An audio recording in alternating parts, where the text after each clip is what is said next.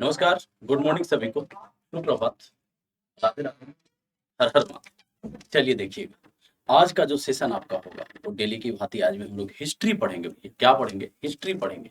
और आज जो आपका वेरी वेरी इंपॉर्टेंट क्वेश्चन का सेशन होगा जिसमें आपका मॉडर्न हिस्ट्री, मेडिएवल और आपका एंशिएंट सारे कुछ का क्या करेंगे, आपका जो सेलेक्टेड क्वेश्चन, कुछ ऐसे इंपॉर्टेंट क्वेश्चन का एक सीट लेकर के आए जो वेरी वेरी इंपॉर्टेंट आपके पेपर के लिए होंगे। ठीक है, चलिए देखिएगा, आज का सेशन हम प्रारंभ करते हैं। स्क्रीन पे आपको दिख रहा होगा, स्क्रीन पे आपको एक दिख रहा होगा, क्या दिख रहा है भैया? तो स्क्रीन पे आपको दिख रहा होगा मंथन बैच क्या है भैया। तो मंथन बैच के बारे में आपको हम एक सूचना दे दें कि ये बीईओ, आरओ, एआरओ, एपीएस के लिए लाया गया आपका स्पेशल बैच है, जो कि आपको मात्र कितने में? तो 1499 रुपए में इसका सब्सक्रिप्शन मिल रहा है आपको। कितने में? मात्र 1499 रुपए में आप इस कोर्स का जो है वो सब्सक्रिप्शन ले सकते हैं। इसके लिए जो कोड यूज करना है आप, वो एआरओ कोड यूज करना है। ठीक है, कौन सा कोड? एआरओ कोड यूज करना है आप।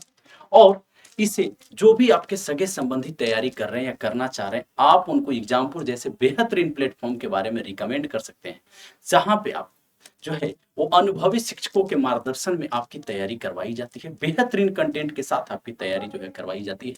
तो आप जो है वो रिकमेंड कर सकते हैं उनको, एग्जामपुर जैसे बेहतरीन प्लेटफॉर्म। ठीक है, जहां पे आपको तैयारी, आपकी सफलता की गारंटी जो है वो सुनिश्चित की जाती है। चलिए अगला देखते हैं हम लोग कि एक जो ऑफर आपको वन डे यानी कि राखी के दिन आपको स्पेशल एक ऑफर लाया गया है। ये 31 अगस्त का भैया, 31 अगस्त को आपको यानी कि एक दिन के लिए वैलिड होगा ये ऑफर। और ए में क्या है आपका? तो इसमें है आपका सामान्य अध्ययन एवं सामान्य ज्ञान की एक पुस्तक लाई गई है, वन लाइनर पुस्तक है, जो कि आपके रिवीजन के पर्पज से बहुत ही माइंड ब्लोइंग पुस्तक है। समझ गए? इसमें जितना भी कंटेंट जो दिया गया है वो ऐसे ऐसे कंटेंट को समाहित किया गया आपके एग्जाम को ध्यान में रखते हुए, आपके सिलेबस को ध्यान में रखते हुए। इस तरह से इस किताब के जो है कंटेंट को बनाया गया है कि आप भी पढ़ने के बाद करेंगे कि हाँ भैया रिवीजन तो बड़ा दमदार रहा मेरा। समझ गए? क्योंकि आपको पता होगा कि practice makes a man perfect. समझ गए? तो आप जितना ज्यादा अपना पढ़ा हुआ रिवीजन करते हैं उतना आपके लिए क्या होता है, वो बेहतर साबित हो जाता है, उतना ज्यादा आपकी सफलता की गारंटी क्या होती है, वो सुनिश्चित होती है। तो इसमें जो आपका है वो सामान्य अध्ययन सामान्य ज्ञान की पुस्तक है, मात्र आपको कितने में भैया? तो 99 रुपीज में मिल रही है। कितने? 99 रुपीज में मिल रही है, केवल एक दिन के लिए, 31 अगस्त को ये है। ठीक है, तो आप इसके लिए जो है वो कोई कूपन रिक्वायर्ड नहीं है। आप एग्जाम्पल के ऑफिशियल एप्लीकेशन को इंस्टॉल करेंगे, वहां पे जाएंगे, आप वहां से बुक ऑर्डर कीजिए, डायरेक्ट ऑर्डर जो है वो आपके घर पे यानी कि प्रोवाइड कर दी जाएगी। चलिए, तो आज का सेशन हम प्रारंभ करते हैं और देखते हैं कि भैया क्या। ठीक है, आज का सेशन सूची 1 को सूची 2 के साथ सुमेलित कीजिए एवं नीचे दिए गए कूट की सहायता से सही उत्तर चुनिए। भैया ध्यान से थोड़ा सा क्वेश्चन को देखिएगा और फिर आंसर देना है, जल्दीबाजी नहीं, आराम से रिलैक्स होकर के। समझ गए? चलिए, तो कल की क्लास में भी हम क्या बताए थे आपको? कल की क्लास में हम एक चीज बताए थे आपको, क्या बताए थे कि ये जो ऋग्वेद है, यजुर्वेद है, सामवेद, इसको वेद को क्या बोला जाता है? वेदों को जो है वो श्रुति बोला जाता है। वेदों को क्या बोला जाता है? ध्यान दीजिएगा, वेदों को श्रुति बोला जाता है। और क्या बोला जाता है भैया? वेदों को अपौरुषे बोला। क्या बोला गया है? अपौरुषे बोला। ठीक है, कहने का अर्थ है कि इनका जो है वो, इनकी रचना जो है वो सुन सुन करके हुई, सुन सुन करके इनका रचना हुआ है। ठीक है, वेद के बारे में बात करेंगे तो वेद जो है आपका वो ऋग्वेद हो गई। तो उस दिन बताए थे कि एक आपका सबसे जो है वो पहले संकलित वेद ऋग्वेद। इसके पाठकर्ता को क्या बोलते हैं? इसके पाठकर्ता को होता या क्या बोलते हैं? होतरी बोलते हैं। होता या होतरी बोलते हैं। अगला आते हैं सामवेद। ठीक है, किस पे आते हैं भैया? सामवेद पे आते हैं। सामवेद का अगर आप बात करेंगे तो सामवेद के पाठकर्ता को क्या बोलते हैं? उदगाथा या उदगात्री। ठीक है, अगर उदात्री या उदगाथा। उसके बाद नेक्स्ट अगर आप आते हैं यजुर्वेद पे, किस पे? यजुर्वेद पे अगर आते हैं तो यजुर्वेद, यजु का अर्थ हम क्या बताए थे? यजु का अर्थ ही क्या होता है? यज्ञ होता है। यज्ञ यानी कि विधि विधान होगा, इसमें कर्मकांड होगा, बलि का जो नियम होगा। तो क्वेश्चन आपका ऐसे भी पूछा है, आरओ यारो का प्रीवियस ईयर क्वेश्चन है कि बलि के नियमों का जो है वो किस में संकलन है, यानी कि बलि के नियमों का विधान किस में दिया गया है? यजुर्वेद में दिया है। तो यजुर्वेद का अगर हम बात करेंगे तो यहाँ पे ध्यान दीजिएगा, यजुर्वेद के पाठकर्ता को क्या बोलते हैं भैया? यजुर्वेद के पाठकर्ता को अर्घ्यु बोलते हैं। ठीक है। और अगला आता है आपका अथर्ववेद। कौन सा वेद भैया? अथर्ववेद आएगा। तो अथर्ववेद के पाठकर्ता को क्या बोलेंगे? तो अथर्ववेद के पाठकर्ता को ब्रह्मा बोलते हैं। क्या बोलते हैं? ब्रह्मा। चलिए, ये आपका हो गया। तो अब यहां से देखिएगा आप कि अब है क्या। जैसे ऋग्वेद में बात कीजिएगा, इसमें कितना है भैया? 10 मंडल टोटल है। और इसका जो बात किए थे कि इस 10 मंडल में आपको जो याद रखना है, इस 10 मंडल में एक पहला मंडल को, एक तीसरा मंडल को, एक नवा मंडल को, एक 10वां मंडल को। अगर आप देखिएगा, ठीक है, तो आपका तीसरे मंडल में इसमें क्या है? तो तीसरे मंडल में थोड़ा ध्यान से देखिएगा, इसका जो तीसरा मंडल है वो क्या है? इसमें गायत्री मंत्र है। क्या है? गायत्री मंत्र है आपका। गायत्री मंत्र किसके द्वारा रचित है? थोड़ा ध्यान दीजिएगा। गायत्री मंत्र जो है वो विश्वामित्र के द्वारा रचित है। उसके बाद 9वें मंडल में आइएगा, देवता सोम को समर्पित है। और 10वें मंडल में आइएगा तो इसमें कौन सा है? 10वें मंडल में आपका एक तो पुरुष सूक्त हो गया, एक आपका इसी में क्या है भैया? इसी में सूर्या सूक्त भी है। तो दोनों को याद रखिएगा। पुरुष सूक्त में किसका वर्णन दिया गया है? तो पुरुष सूक्त में जो है वो वर्ण व्यवस्था की चर्चा की गई है। और सूर्या सूक्त जो है उसमें किसकी चर्चा की है? तो विवाह समारोह के बारे में इसमें बताई गई। समझ गए? यहां से पॉइंट आते हैं ऋग्वेद में क्या है भैया? तो ऋग्वेद में आपका स्तुति है, देवताओं की स्तुति एवं प्रार्थनाओं का इसमें मंत्र है, उसी को खील ऋचा बोलते। ठीक है, समझिए।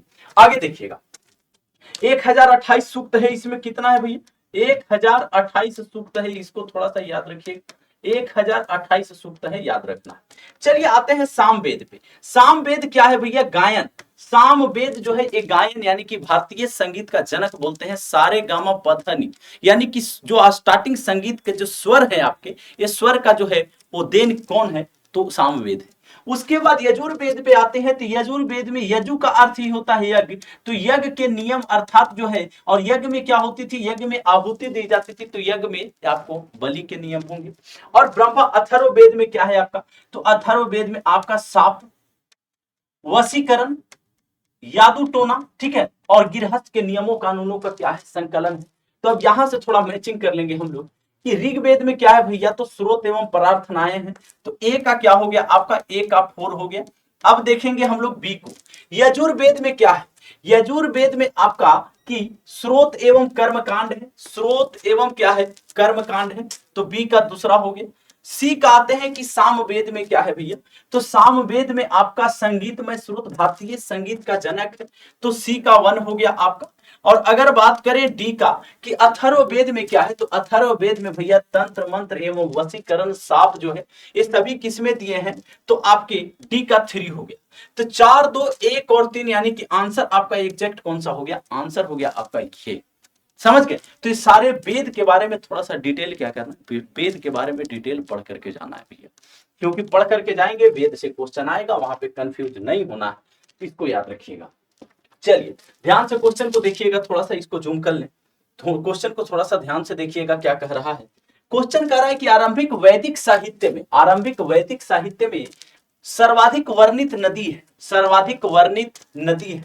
अगर हम वैदिक युग की बात करें, ठीक है, अगर हम वैदिक युग की बात करें, किसकी? वैदिक सभ्यता, वैदिक युग की बात करें, तो आपका कब से कब तक है? तो 1500 से लेकर के 600 बीसी का बात करता है। कितना? 1500 से लेकर के 600 बीसी का बात करता है। जिसमें 15 जो आपका जो पहला होगा वो 1500 से लेकर के 1000 बीसी हो जाएगा। ठीक है, इसको थोड़ा ध्यान दीजिएगा।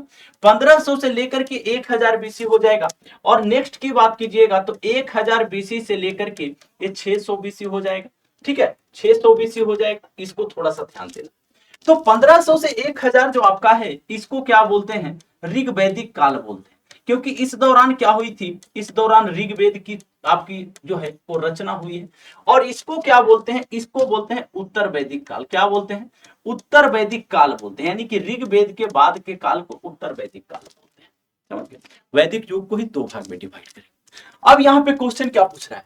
आरंभिक वैदिक साहित्य में सर्वाधिक वर्णित नदी। क्वेश्चन देखिएगा क्या क्या आ सकता है आपका। एक आएगा सर्वाधिक वर्णित, एक आएगा सर्वाधिक वर्णित यानी कि सर्वाधिक बार उल्लेख, सर्वाधिक वर्णित। एक आएगा आपका कि पवित्र नदी। ठीक है, एक आएगा पवित्र नदी। आप ध्यान दीजिएगा, दोनों में अंतर है भैया। अंतर कैसे?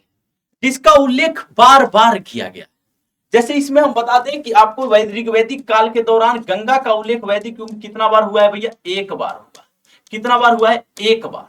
अगर यमुना का बात कीजिएगा तो यमुना का उल्लेख हुआ है 3 बार। यमुना का उल्लेख कितना बार हुआ है, 3 बार। अगर सबसे पवित्र नदी का बात करेगा वैदिक काल के दौरान तो सबसे पवित्र नदी आपकी सरस्वती को मानेगा, ठीक है, सरस्वती को सबसे पवित्र नदी माना गया है। लेकिन अगर सर्वाधिक वर्णित या सर्व प्रमुख का बात करेगा, सर्वाधिक वर्णित या सर्व प्रमुख नदी का बात करेगा तो याद रखिएगा कि क्या हो जाएगा भैया यहां पे, तो यहां पे आपकी हो जाएगी,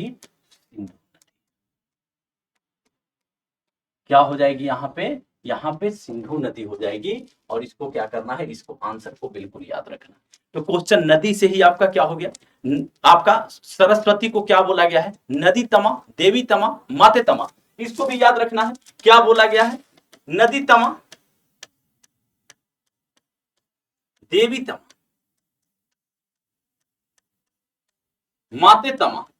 ये किसके बारे में बोला गया, तो ये सारा कुछ जो है ये सरस्वती को बोला गया है। और सरस्वती नदी उस दौरान की क्या थी, सबसे पवित्र नदी माना गया। चलिए बढ़ेंगे नेक्स्ट क्वेश्चन की तरफ। हम लोग क्या कह रहा है, निम्नलिखित में से किसे सेनिया, नियमित सेना और अस्थाई सेना रखने वाला कहा जाता है भैया।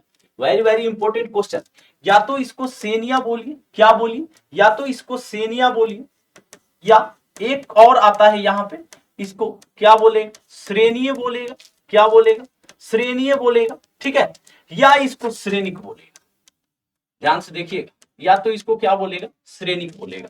इस पॉइंट को क्या करेगा, इस पॉइंट को याद रखिएगा। इसका अर्थ क्या होता है, पहले तो चीजों को हम क्या बोले थे, इतिहास में ना चीजों को थोड़ा सा जगह और वजह, ये 2 चीज जानना जरूरी होता है आपके लिए। कैसे, अगर आप जो है वजह नहीं जानेंगे तो आपके अंदर एक्साइटमेंट नहीं होगा। अगर एक कोई व्यक्ति नोबेल पढ़ता है या फिल्म देखता है, उसके अंदर क्या होता है, एक्साइटमेंट होता है, भाई अगला सीन क्या होने वाला है, भाई अगला सीन क्या होने वाला है। ये जान जान करके उसके अंदर इतना उत्सुकता होता है कि वो सारी फिल्म देख डालता है, ठीक है, लेकिन उसके अंदर का एक्साइटमेंट खत्म नहीं होता। नोबेल आदमी पूरा पढ़ लेता है लेकिन उनके अंदर का एक्साइटमेंट जो है और एक्साइटेड रहता है। तो उसी वजह से आप इतिहास भी उस तरीके से पढ़िए ना कि आपके अंदर एक एक्साइटमेंट हो कि आखिर इसका अर्थ क्या होगा, आखिर इसका अर्थ ये हुआ तभी तो ये इससे कोरिलेट हुआ। समझ गए। तो यहाँ पे देखिएगा श्रेणीय का शाब्दिक अर्थ क्या होता है, तो इसका अर्थ होता है आपका अस्थाई सेना रखने वाला। क्या होता है भैया, अस्थाई सेना रखने वाला।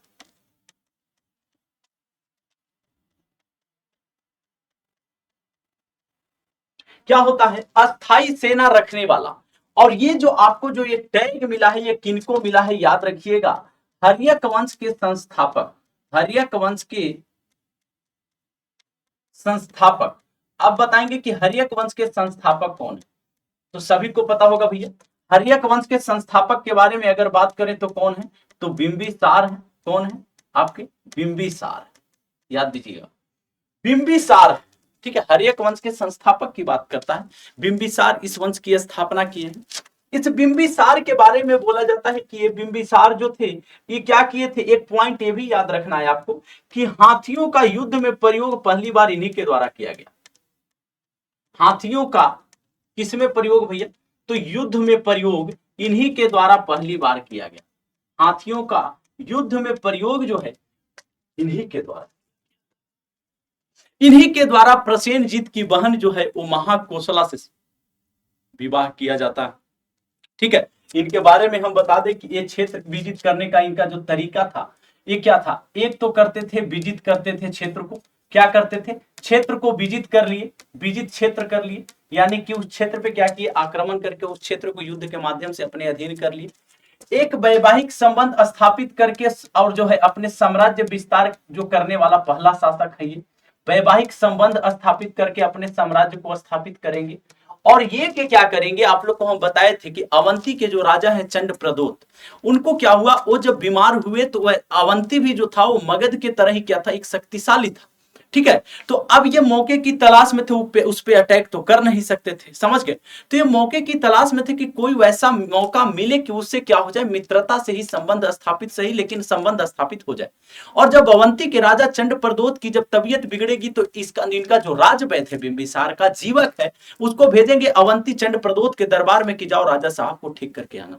और वो जब राजा साहब को चंगा कर देगा, यानी कि राजा साहब को बिल्कुल स्वस्थ कर देगा, तो राजा साहब से क्या होगा, चंडप्रद्योत से इनकी अवंती से क्या हो जाएगी, मित्रता के संबंध स्थापित हो जाएंगे। तो याद रखिएगा 3 तरीके से ये क्या करते थे, अपना साम्राज्य विस्तार किए थे भैया, ये बिंबिसार। अब ये जो बिंबिसार है, बिंबिसार के बाद कौन आएंगे, तो याद रखिएगा बिंबिसार के बाद जो है, ये बिंबिसार के बाद अजातशत्रु आएंगे। एक क्वेश्चन ये भी आता है कि किसके समकालीन बुद्ध थे, तो बुद्ध जो थे बिंबिसार के समकालीन थे। अब अजातशत्रु को जिसको क्या बोला जाता है, याद रखिएगा इनको पितृहंता बोला गया। क्या बोला गया, पितृहंता, यानी कि पिता की हत्या करने वाला। क्या भैया, पिता की हत्या करने वाला बोला गया, हत्या करने वाला, ठीक है। याद रखना है आपको इसके बारे में। ऐसे आप देखिएगा कि हर्यक वंश को ही क्या बोला गया है, हर्यक वंश को ही पितृहंता वंश बोला गया है भैया। क्या बोला गया है, पितृहंता वंश, पूरे हर्यक वंश को ही बोला गया है। क्योंकि यहीं पे चीज जो है रुकेगा नहीं। बिंबिसार की हत्या अजातशत्रु के द्वारा और अजातशत्रु की हत्या उदयन के द्वारा, और यही उदयन है जो कि क्या किए हैं, पाटलिपुत्र की स्थापना करेंगे। क्या करेंगे, अपनी राजधानी को पाटलिपुत्र ले जाएंगे। पहले इन दोनों की राजधानी कहां है, तो इन दोनों की अगर राजधानी की बात करेंगे, ध्यान दीजिएगा, तो इन दोनों की अगर राजधानी की बात करते हैं तो इन दोनों की राजधानी जो है भैया वो गिरिब्रज है। क्या है, गिरिब्रज राजगिरी है, ठीक है, वर्तमान का राजगीर है।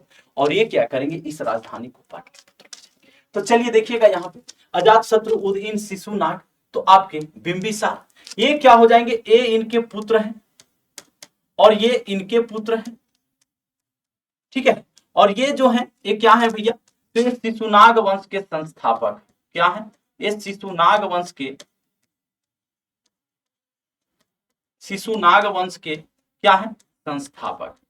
ध्यान दीजिए, क्या है, शिशुनाग वंश के ये संस्थापक हैं, शिशुनाग जो आपके। यहां तक क्लियर सभी का, आगे बढ़े।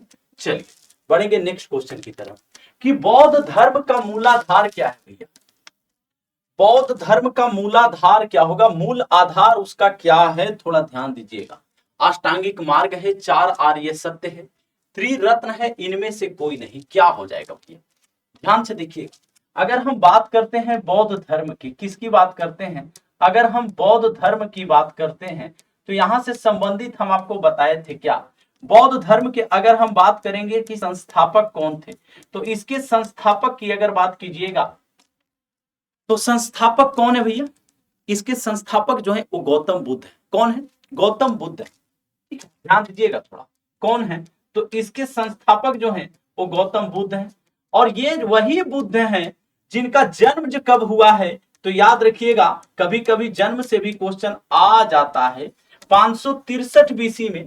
और अगर मृत्यु की बात की जाए तो मृत्यु 80 वर्ष की आयु में हुई है। तो अगर जिनको याद नहीं है कि क्या होगा, तो बीसी में आपको आगे नहीं पीछे जाना होता है, इतना पता होगा, बिफोर क्राइस्ट होता है ईसा पूर्व में, और एडी एनो डोमिनी में आपको आगे जाना होता है। यानी कि अभी हम लोग वर्तमान में 2023 के बाद 24 पढ़ रहे हैं, ठीक है, 2022 के बाद 23 की ओर बढ़े हैं, लेकिन यही बीसी में 2023 के बाद 2022, समझ गए। तो यहां पे क्या है आपका कि जन्म 563 बीसी में, और मृत्यु का अगर बात करेंगे इनका, तो मृत्यु इनका हुआ है 483 बीसी। कितना हुआ है, 483 बीसी। अब हम एक पॉइंट बताए थे कि आखिर जैन धर्म बौद्ध धर्म की स्थापना क्यों हुई, आखिर क्या वजह था। तो आपको पता होगा कि उत्तर वैदिक काल आते आते कृषि कार्य जो था वो चरमोत्कर्ष पर था, यानी कि पूरे ही कृषि कार्य जो था एक प्रमुख जो है वो बन गया था व्यवसाय। उसके बाद जो वैश्य लोग थे, ठीक है, वैश्य लोग थे, तो वैश्य लोग क्या करते थे, उनका व्यापार पेशा था। अब क्या होगा कि राजाओं, एक तरफ तो बलि प्रथा से क्या होगा, पशुओं की बलि दी जा रही है, कृषि कार्य प्रभावित है, दूसरी तरफ एक कर्मकांड है, ब्राह्मणवाद विचारधारा, आपको कर्मकांड बढ़ रहा है। और जो वैश्य लोग हैं, एक राजा दूसरे राजा पर जब अटैक करेंगे तो इस वजह से साम्राज्य विस्तार के कारण भी क्या होंगे, साम्राज्य विस्तार के कारण उनका व्यापार जो है वो भी नहीं हो पाएगी। तीसरा कारण आप देखिएगा, तीसरा चौथा कारण क्या था, कि कारण जो था कि जो वर्ण व्यवस्था थी उसमें ब्राह्मण, क्षत्रिय, वैश्य और शूद्र, इन चारों का क्या था, चारों में जो ऊपर के जो वर्ण थे, यानी कि ब्राह्मण और क्षत्रिय जो थे, ये अपने आप को सर्वश्रेष्ठ बताते थे, उसमें भी खास करके ब्राह्मण। जो नीचे के वैश्य लोग थे, व्यापार इनका पेशा था, बाकी दोनों लोगों से दबे हुए थे ये। और चौथे जो थे शूद्र, वो तो पूछिए मत कि कितने दबे हुए थे, उनका कार्य ही था तीनों की सेवा करना। तो इस क्या करना था, इस मानसिकता को भी लोगों के बीच में बदलना था। और दलितों को क्या करना था, दलित कहने का अर्थ है कि जो शूद्र वर्ग के लोग थे, इनका भी सामाजिक उत्थान का बात करना था। और इसी के लिए महावीर और गौतम बुद्ध क्या किए, समाज कल्याण का कार्य किए। चलिए, तो ये संस्थापक है गौतम बुद्ध। और अगर हम बात करेंगे, ध्यान से देखिएगा, 4 आर्य सत्य अष्टांगिक मार्ग त्रिरत्न। तो पहला पॉइंट अगर आते हैं हम, त्रिरत्न बौद्ध धर्म का क्या है भैया, तो बौद्ध धर्म का त्रिरत्न का बात कीजिएगा तो बुद्ध है, धम्म है, और क्या है, और संघ है। ठीक है, अगर हम त्रिरत्न की बात करते हैं तब। अगर आप बात करते हैं अष्टांगिक मार्ग का, तो अष्टांगिक मार्ग क्या कहता है, सम्यक कर्मांत, सम्यक कर्मांत, सम्यक संकल्प, यही बात करता है। मतलब कहने का अर्थ है कि ये बात करता है अष्टांगिक मार्ग में कि आपको जो है किस किस कारण से आपको जो है वो दुख नहीं होगा। जैसे आपको जो है वो भोग विलास की जिंदगी नहीं जीना है आपको, ठीक है, धन संचय नहीं करना है आपको, बिल्कुल भोग विलास की जिंदगी से आप क्या कीजिए, दूर रहिए। भौतिक सुखों की प्राप्ति से आप क्या कीजिए, अपने आप को दूर रखिए। समझ गए। और इसका कथन क्या था बौद्ध धर्म में, सबसे जो बौद्ध धर्म का, कि सारे दुखों का कारण क्या है भैया, सारे दुखों का कारण जो है वो इच्छा है। ध्यान दीजिएगा, सारे दुखों का कारण क्या है, तो सारे दुखों का कारण जो है वो इच्छा है। मतलब कहने का अर्थ है कि अग्नि रूपी जो तृष्णा है, अग्नि रूपी जो तृष्णा है उसका समन कर देना है। मतलब कहने का अर्थ है कि आपके अंदर जो भौतिक सुखों की प्राप्ति के लिए जो इच्छा, जो बार बार जो उसके लिए उत्साहित हो रहे हैं, उन इच्छाओं को ही क्या करना है, मार देना है। समझ गए। तो इससे जब आपके अंदर जो है वो सुख दुख की इच्छा नहीं रहेगी, तो आप बिल्कुल ही क्या कर सकते हैं, निर्वाण प्राप्त कर सकते हैं। चलिए, तो यहां पे आपको बता दें कि इसी से संबंधित एक है 4 आर्य सत्य। क्या है भैया, 4 आर्य सत्य है। और इस 4 आर्य सत्य को थोड़ा ध्यान से देखिएगा। एक बोला गया था कि दुख है, क्या है, दुख है। एक बोला गया था कि दुख समुदय, ठीक है। एक बोला गया दुख निरोध, क्या बोला गया भाई, दुख निरोध, ठीक है। एक बोला गया दुख निरोध, और एक जो आपका जो चतुर्थ बोला गया वो क्या था, दुख निरोध गामिनी प्रतिपदा, दुख निरोध गामिनी प्रतिपदा, ठीक है, गामिनी प्रतिपदा। तो ये जो 4 आर्य सत्य हैं, ये 4 आर्य सत्य ही जो है वो मेन आधार, मूलाधार है किसके भैया, तो बौद्ध धर्म के। इसको थोड़ा सा क्या करना, याद रखना। बाकी बौद्ध धर्म में हम बताए थे आपको क्या याद रखना है, यानी पेपर देने जाते टाइम एक जातक याद रखना है कि बुद्ध के पूर्व जन्मों के कथाओं का संकलन है। एक आपको त्रिपिटक याद करके जाना है भैया, क्या याद करके जाना है, त्रिपिटक याद करके जाना है। त्रिपिटक, सुत पिटक, विनय पिटक, अभिधम पिटक जो है आपका, ठीक है। सुत पिटक का 5 निकाय है, उसी के अंगुत्तर निकाय जो है 16 महाजनपद की जानकारी देता है। इसको याद रख के जाना है आपको, त्रिपिटक को। और जो है आपका इसमें जो है आपको क्या याद रखना है, इसकी जो है वो शाखाएं, यानी कि शाखाएं कहने का अर्थ है कि ये जो महायान बौद्ध यान में, या आपको महायान और हीनयान में जो आपका विभाजित हुआ था चतुर्थ बौद्ध संगीति में, उसको भी याद रखना। चलिए, तो बढ़ेंगे नेक्स्ट क्वेश्चन की तरफ हम लोग। बौद्ध धर्म में त्रिरत्न क्या इंगित करता है भैया, बौद्ध धर्म में त्रिरत्न क्या इंगित करता है, जल्दी से, प्रेम करुणा क्षमा, बुद्ध धम्म संघ, विनय पीटक, सुत पीटक, अभिधम पीटक। भैया ये जो त्रिपीटक हो गए, ये त्रिपीटक क्या है, ये त्रिपीटक में आप देखिएगा, ये त्रिपीटक जो है, इस त्रिपीटक में अगर आप बात करेंगे विनय पीटक, तो विनय पीटक में क्या है कि बौद्ध धर्म का नियमों जो है, वो नियमों का क्या है, ये नियमों का संकलन है। क्या है, बौद्ध धर्म के नियमों का, जो उसमें जो नियम होंगे, जो उसमें आपके जो विधि विधान होंगे, जो नियम है बौद्ध धर्म से संबंधित, उनका संकलन विनय पीटक में। अगर हम बात करते हैं सूत पीटक की, तो सूत पीटक में क्या है, तो याद रखिएगा कि बुद्ध के शिक्षाओं का संकलन है। बुद्ध के शिक्षाओं का क्या है, शिक्षाओं का क्या है भैया, तो बुद्ध के शिक्षाओं का ये संकलन है, इसको याद रखिएगा, बुद्ध के शिक्षाओं का ये संकलन है। अभिधम पीटक में क्या है, तो अभिधम पीटक में आपका दर्शन का बात, इसका दर्शन का बात। अब यहां पे एक क्वेश्चन आएगा, पीटक का शाब्दिक अर्थ क्या होता है?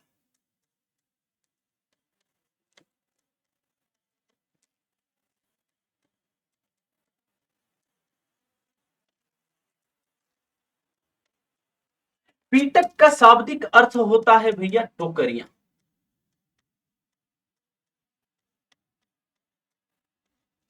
क्योंकि ये जो जो निर्माण किया जा रहा था, आपको जो सुत पीटक, विनय पीटक, अभिधम पीटक का निर्माण किया गया है, वो आपको हम बता दें कि ये जो निर्माण किया गया था ताड़ के पत्तों को खुरच करके और उस पे निर्माण किया गया था। तो याद रखिएगा कि किस पे? ताड़ के पत्तों को खुरच करके इसका निर्माण किया गया था, उसी पे लिखा गया था। ताड़ के पत्तों को खुरच करके और उस पे क्या किया गया था, उस पे ही लेखन कार्य जो किया गया, इसको बोलते हैं। ठीक है, तो यहाँ पे त्रिरत्न का बात करेगा तो यहाँ पे क्या हो जाएगा आपका, यहाँ पे जो आपका आंसर हो जाएगा वो बुद्ध, धम्म और संघ हो जाएगा भैया, बुद्ध, धम्म और संघ हो जाएगा। चलिए यहां से एक क्वेश्चन आपको हम ये बताते कि अगर जैन धर्म का आ गया तो क्या लगाएंगे आप? अगर जैन धर्म का आ गया तो जैन धर्म से संबंधित क्या लगाएंगे, थोड़ा ध्यान दीजिएगा।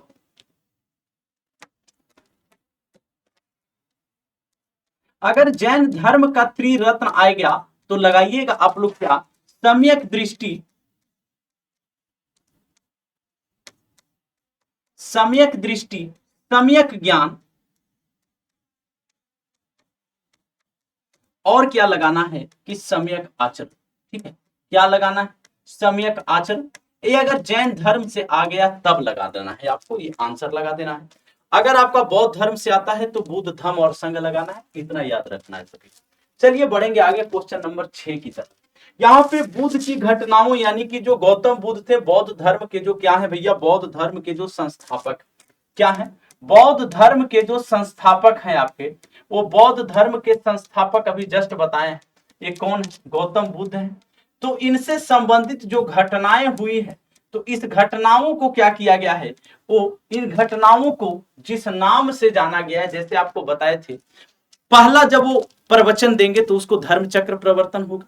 जब वो घर को छोड़ेंगे, यानी कि जब गृह त्याग करेंगे, तो गृह त्याग करने के बाद 29 वर्ष की अवस्था में जो गृह त्याग करते हैं, ठीक है, उसको महाभिनिष्क्रमण बोला गया है।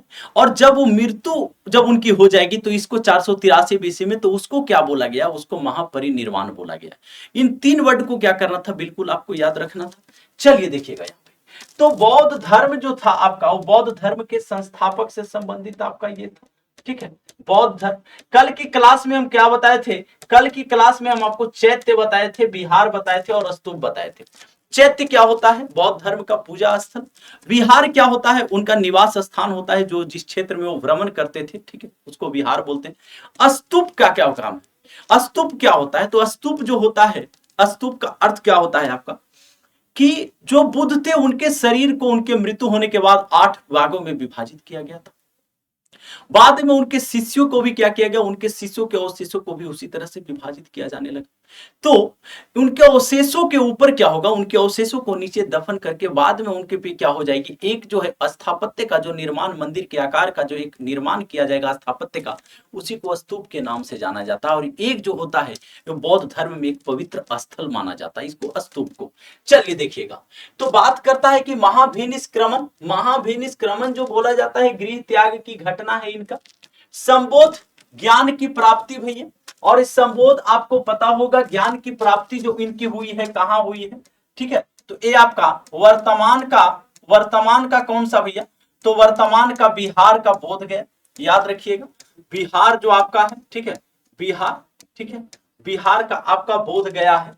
और ये बोध गया में ज्ञान की इनकी प्राप्ति होगी। ठीक है, किस वृक्ष के, निरंजना नदी के तट पे, कौन सा, निरंजना। और यहां से एक पॉइंट जो आपको याद रखना है, निरंजना के साथ साथ उसका लोकल नाम फल्गु है, इसको भी याद रखिएगा। निरंजना नदी के तट पे पीपल के वृक्ष के नीचे, बोधि वृक्ष जिसको बोलते हैं, बोधि वृक्ष,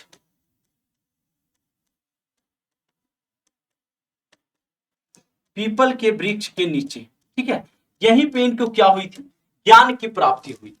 अब बात होगा कि ज्ञान की जब प्राप्ति होगी तो ये उपदेश तो देंगे कि हाँ हमको अध्यात्म की प्राप्ति हो गई, ज्ञान की प्राप्ति हो गई, ठीक है। इनको जब ज्ञान की प्राप्ति हुई तो इनके ज्ञान में एक ही चीज था कि सारे दुखों का कारण क्या है भैया, इच्छा है। क्योंकि हम आपको बताएं कि घर से जब ये निकले थे एक दिन भ्रमण के लिए अपने आपको राज्य क्षेत्र में ही, तो वहां पे क्या देखते हैं कि एक बूढ़ा व्यक्ति को देखते हैं, एक बूढ़ा व्यक्ति को देखते हैं, ठीक है। चार चीजों को देखते हैं, याद रखिएगा, चार चीजों को। ये चार क्या था, एक बूढ़ा को देखेंगे, एक बीमार को देखेंगे, ठीक है, एक बीमार को, एक शव यानी कि मृत व्यक्ति को देखेंगे, और एक सन्यासी को देखेंगे। क्या देखेंगे, एक सन्यासी को देखेंगे। जब इन तीनों को देखेंगे तो देखेंगे यहां पे क्या होगा कि लोग जो हैं वो लोग क्या कर रहे हैं, लोग चिंतित हैं, दुखी हैं, लोग चिंतित है। यहाँ पे क्या है, लोग जो है वो चिंतित हैं, दुखी हैं, ठीक है, उनके जो परिवारजन है वो दुखी हैं।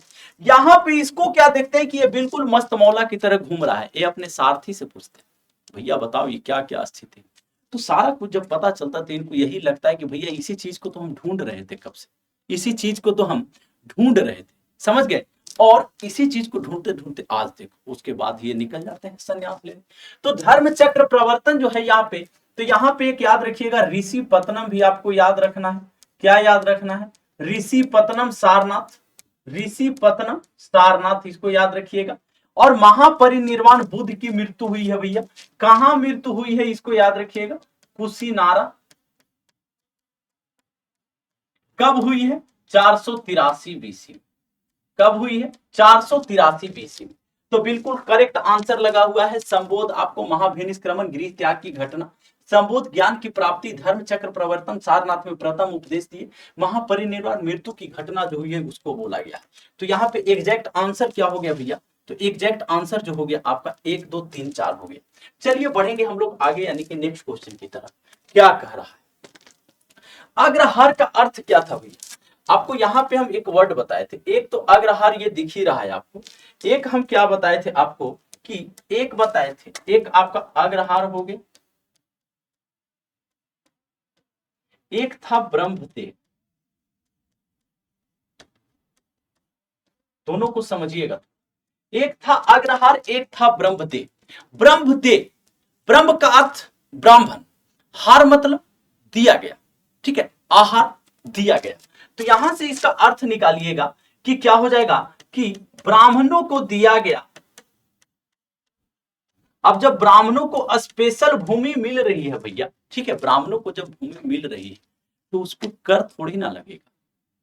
एक खालसा भूमि पढ़ेंगे आप लोग दिल्ली सल्तनत में, उस खालसा भूमि का खासियत क्या है, खालसा भूमि है कि स्वयं सम्राट का उस पर अधिकार है, यानी कि सम्राट के स्वामित्व में जो भूमि होगी उसी को खालसा भूमि बोला जाएगा, समझ गए। और जब उसको जो है क्या किया जाएगा, यानी कि जो सम्राट के स्वामित्व में भूमि है उसी को क्या किया, यानी कि राजा के अधीन जो भूमि है उसको ब्राह्मणों को दे दिया जाएगा। तो ब्राह्मणों को दिया गया कर मुक्त भूमि।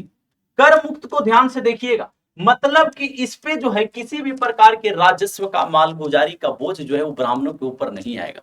इसमें जो भी उत्पादित होगा ब्राह्मण उसका डायरेक्ट क्या कर सकते हैं, उपभोग कर सकते हैं, खुद में प्रयोग कर सकते हैं। इसमें से ऐसा नहीं है कि 1/4 या 1/3 या 1/6 जो है वो तत्कालीन राजा को क्या करना है, एज अ टैक्स देना है, ये नहीं था। कर मुक्त भूमि ब्राह्मणों को दी गई, कर मुक्त भूमि हो जाएगी। तो ब्राह्मणों को दिया जाने वाला कर मुक्त भूमि जो होगा इसी को क्या बोलेंगे, अग्रहार बोलेंगे, ब्रह्मदेव बोलेंगे। तो याद रखिएगा यहाँ पे, ठीक है। चलिए बढ़ेंगे नेक्स्ट क्वेश्चन की तरफ, ध्यान से देखिएगा क्वेश्चन को, बहुत इजी क्वेश्चन है, ठीक है, बहुत इजी क्वेश्चन है। तो ध्यान से देखना है, यहाँ पे कह रहा है कि मेरा सारा राज्य बीमार पड़ गया है। क्या पड़ गया भैया, मेरा सारा राज्य बीमार पड़ गया है, मैं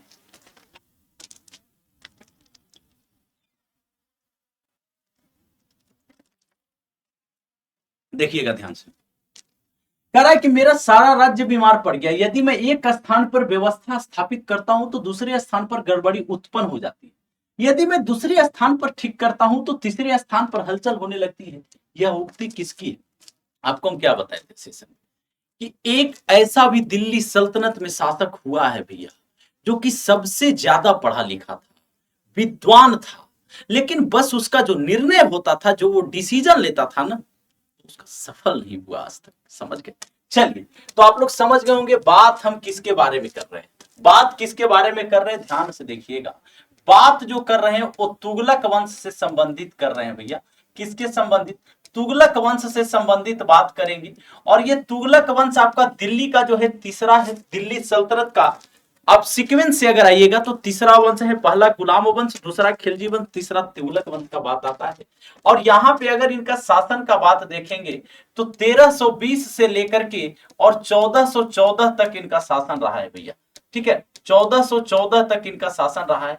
फिर 1414 से 1451 तक कौन आएगा? 1414 से लेकर के 51 तक सैयद वंश आएंगे। और उस 1451 से लेकर के 1526 तक कौन आएगा? तो फिर आपका लोधी वंश आ जाएगा। चलिए देखिएगा, तो तुगलक वंश का संस्थापक कौन था? तो संस्थापक का अगर हम बात बता दें तो संस्थापक है भैया कौन? जॉन, ये आपके गाजी मलिक। कौन है? गाजी मलिक। और इस गाजी मलिक जो है, इनका नाम क्या था? तो गाजी मलिक का ही नाम आपका गयासुद्दीन तुगलक है। क्या है? गयासुद्दीन तुगलक है। ठीक है, क्या है नाम भैया? गयासुद्दीन तुगलक है। और ये जो गयासुद्दीन तुगलक हैं, ये तुगलक वंश की स्थापना करेंगे। ठीक है, इनका शासन मात्र कितना? 1320 से 25 रहा। थोड़ा ध्यान दीजिएगा, कब? 1320 से लेकर के 25 तक इनका शासन रहा है।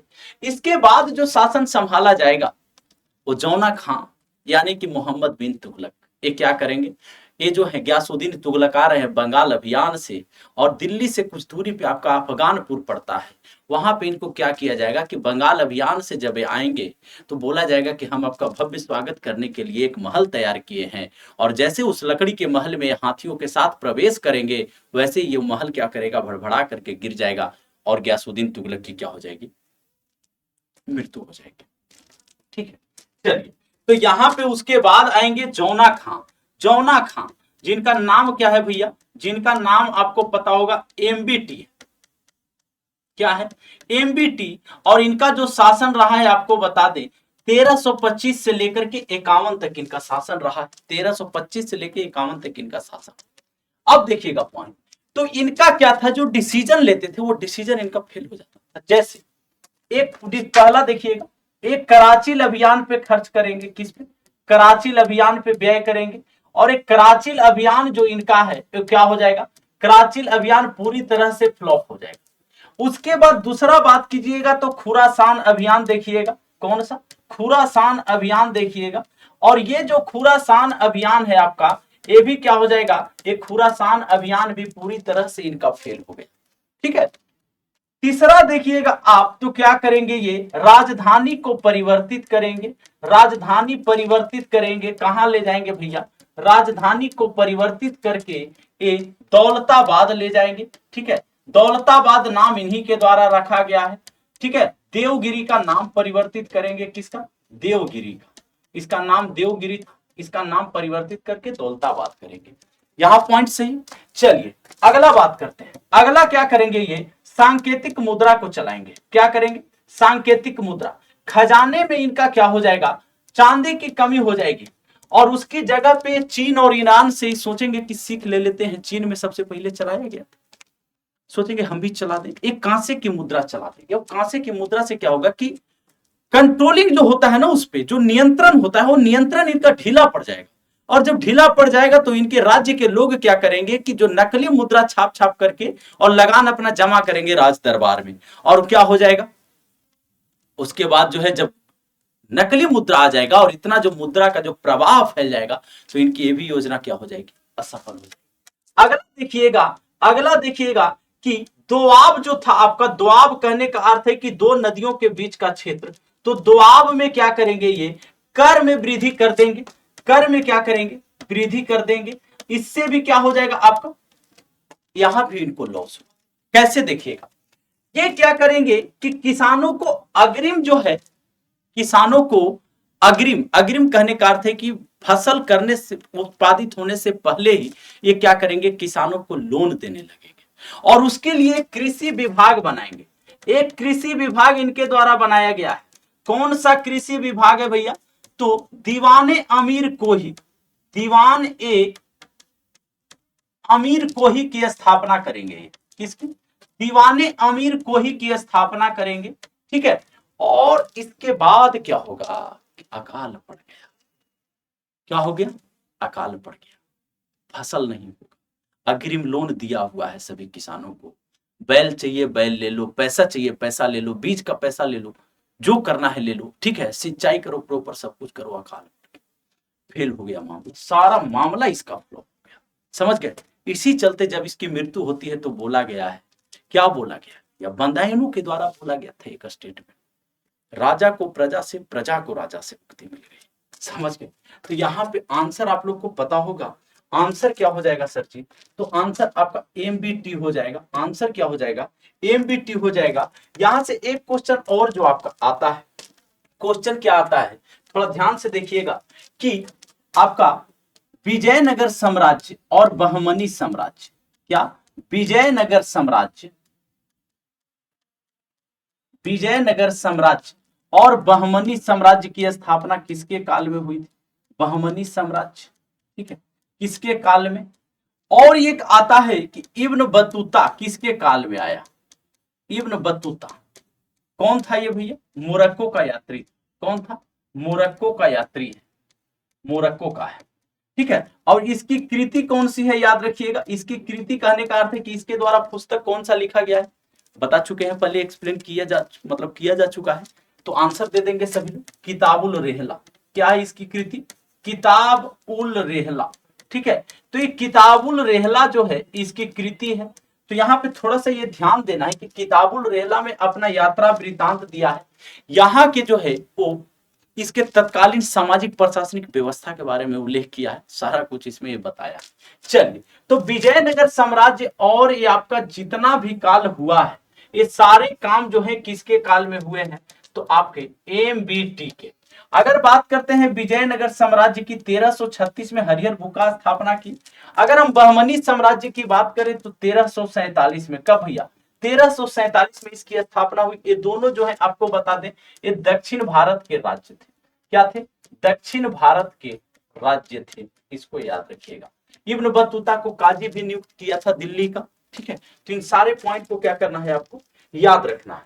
चलिए, तो देखिएगा एक बार आप लोग कि ये आपको एक दिन के लिए, यानी कि राखी का स्पेशल ऑफर लाया गया है। कब के लिए? 31 अगस्त के लिए। सामान्य अध्ययन एवं सामान्य ज्ञान की वन लाइनर पुस्तक है, जिसको बिल्कुल ही क्या किया गया है, स्पेसिफिक तैयारी, मतलब कि आपको साइंटिफिक तरीके से इस तरीके से तैयार किया गया है, मैप के साथ इस तरीके से कि आप जब इसके कंटेंट को पढ़ेंगे ना, तो आपकी जो सारी चीजें हुई पढ़ी हुई जो चीजें हैं वो बिल्कुल मतलब कि सॉफ्ट तरीके से आपकी क्या हो जाएगी, रिवीजन हो जाएगी। समझ गए? तो आपको जो ये बुक है वो मात्र 31 अगस्त यानी कि एक दिन के लिए 99 रुपए में, आपको 99 रुपीज में मिल रही है। कोई कूपन इसके लिए, जो आपका कोई कूपन कोड जो आपको यूज नहीं करना है, कोई रिक्वायर्ड नहीं इसके लिए। इसके लिए आपको क्या करना है, एग्जाम्पल की ऑफिशियल एप्लीकेशन पे आपको जाना है और वहां से क्या करना है, ऑर्डर करना है आपको, और वहां से आपको ये क्या हो जाएगी, पुस्तक मिल जाएगी। चलिएगा, तो बढ़ते हैं आगे हम लोग, यानी कि नेक्स्ट क्वेश्चन की तरफ। चलिए,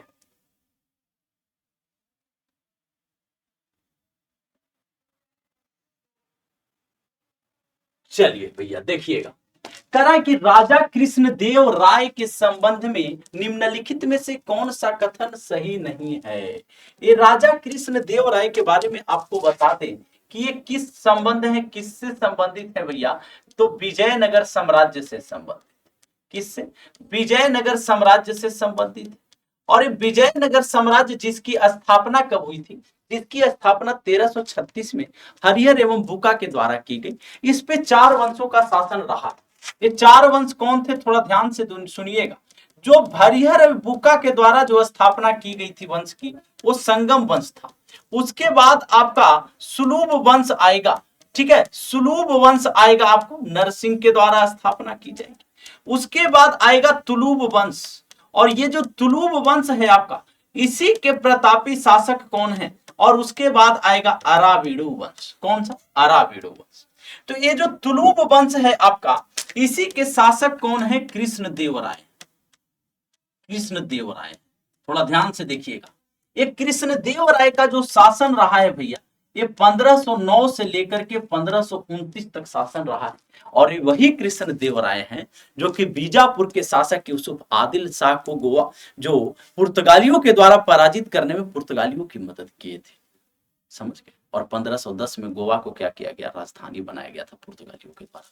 तो उस बात को क्या करना है, याद रखना है, ठीक है। 1509 से 1529 तक। अब यहाँ पे इनको उपाधि के बारे में थोड़ा सा आपको हम बता दें, इनको उपाधि जो दी गई थी, ठीक है, उपाधि किसकी दी गई थी भैया, तो इनको जो उपाधि दी गई है वो आंध्र भोज की उपाधि दी गई है। ध्यान दीजिएगा, किसकी उपाधि दी गई है, आंध्र भोज की उपाधि इनको दी गई थी।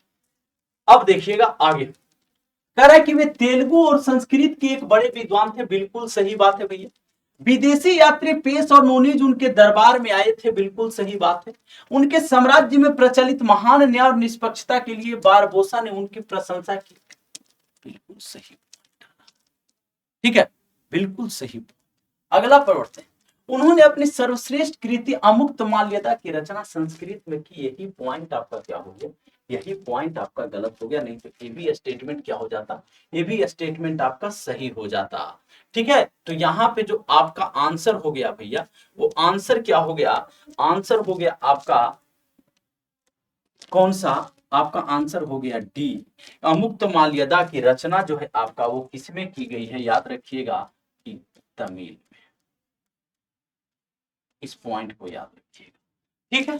चलिए आगे बढ़े नेक्स्ट क्वेश्चन की। शेर शाह के बारे में क्या असत्य है, शेर शाह भैया ध्यान से देखिएगा, शेर शाह के बारे में बता रहा है।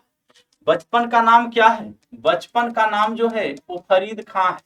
बचपन का नाम क्या है, बचपन का नाम जो है वो क्या है भैया, तो बचपन का नाम इसका फरीद खां है, ठीक है। 3 बार नाम चेंज करेगा, एक बचपन का नाम फरीद खां, उसके बाद क्या होगा, बचपन के बाद क्या होता है, जवानी होता है। चलिए देखिएगा, तो बचपन में फरीद खां है और बहार खां लोहानी जो है, बहार खां के द्वारा क्या दिया जाएगा, बहार खां के द्वारा इसको क्या एक ही वार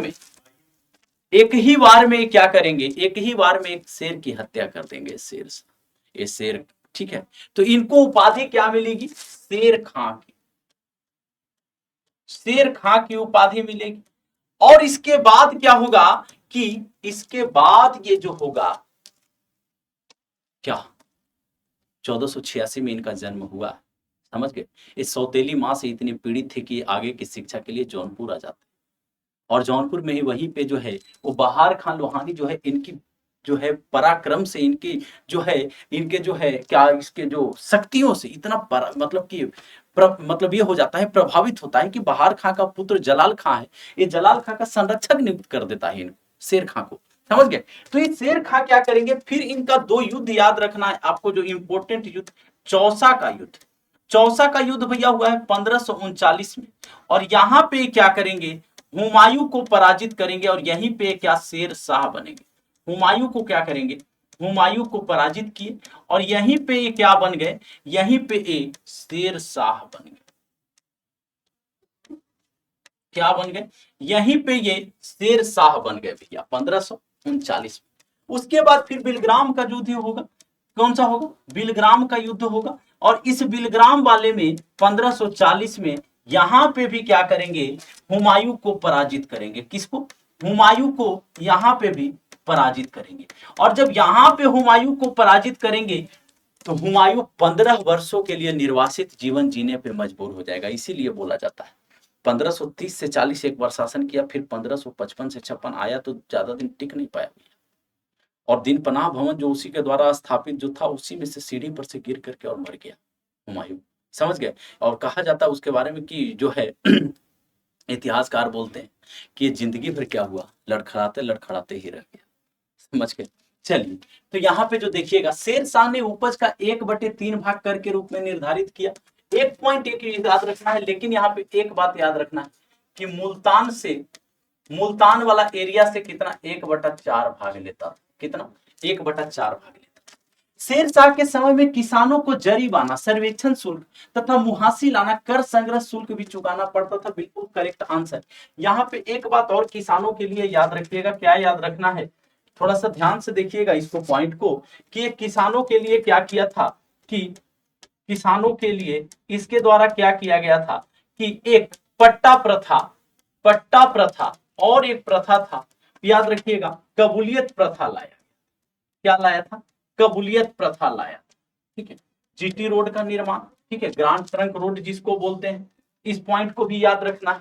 ठीक है, चलिए, भूमि की पैमाई से तू शेरशाह ने 32 अंक वाले सिकंदरी गज का, ठीक है, बिल्कुल सही बात है, एवं सन की डंडी का प्रयोग किया, बिल्कुल सही बात, यानी कि तीनों पॉइंट क्या है, करेक्ट है। लेकिन अगला पॉइंट बोल रहा है कि शेरशाह ने सासाराम में एक सुंदर किले का निर्माण कराया। भैया एक सुंदर किला नहीं है, ये सासाराम में निर्माण हुआ है किसका? सासाराम में ये मकबरा है इसका। क्या है? एक मकबरा का निर्माण हुआ है। ठीक है, एक सुंदर किला नहीं। तो स्टेटमेंट आपका क्या हो गया? स्टेटमेंट जो आपका है ये गलत हो गया, यानी कि कौन सा? तो याद रखिएगा स्टेटमेंट आपका डी इसमें गलत हो गया। चलिए बढ़ेंगे नेक्स्ट क्वेश्चन की तरफ। हैदर अली की मृत्यु किस युद्ध के दौरान हुई थी? भैया बहुत इजी क्वेश्चन है, सब लोग जल्दी से आंसर दे देंगे, कोई गलती नहीं करेगा, कोई गलती नहीं करेगा।